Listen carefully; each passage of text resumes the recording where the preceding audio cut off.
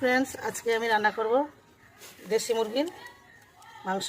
এই যে মাংস নিয়ে নিয়েছি, এখানে 5 কেজি 5.5 কেজি মাংস আছে। সেজন্য মাংসটা রান্নার জন্য প্রথমে মাংসটা মেখে নিচ্ছি দই দিয়ে, দই আর অন্যান্য মশলা দিয়ে। আমি টক দই দিয়ে দিচ্ছি,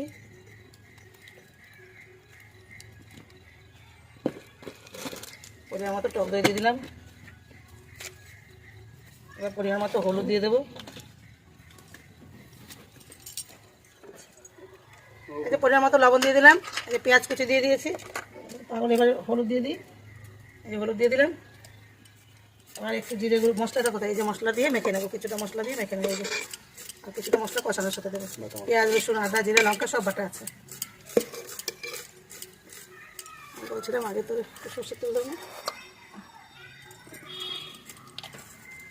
এবার পরিমাণ মতো সর্ষের তেল একটু দেবো, দিয়ে মেখে নেবো। আর বাদ বাকি রান্নার সময় দেবো। হয়ে গেছে, এবার রেখে দিচ্ছি। আর এর জন্য কড়াইতে আমি তেল দিয়ে দিলাম। মাংসের জন্য আলু ভেজে নিচ্ছি। তেল গরম হয়ে গেছে, আলু দিয়ে দিচ্ছি। একটু লবণ দিয়ে দেবো।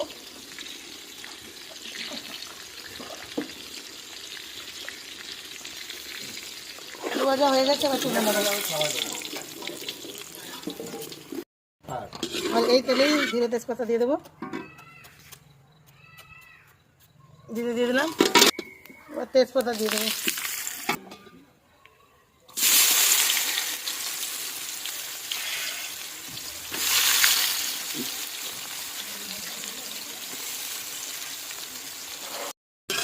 আর পেঁয়াজটা একটু লাল লাল করে ভেজে নেবো।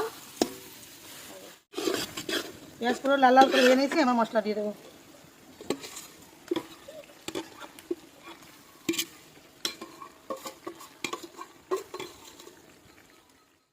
মশলার জন্য অল্প একটু হলুদ দিয়ে দেবো, একটু লবণ দিয়ে দেবো।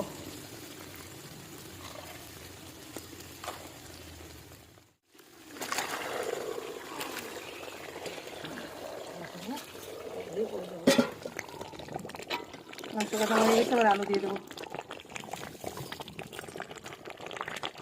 হয়ে গেছে, কষানো হয়ে গেছে, অল্প একটু জল দিয়ে দেবো।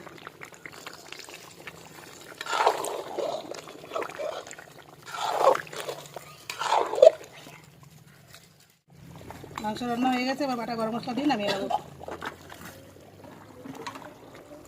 রান্না হয়ে গেছে, আশা করি আপনাদের ভালো লেগেছে।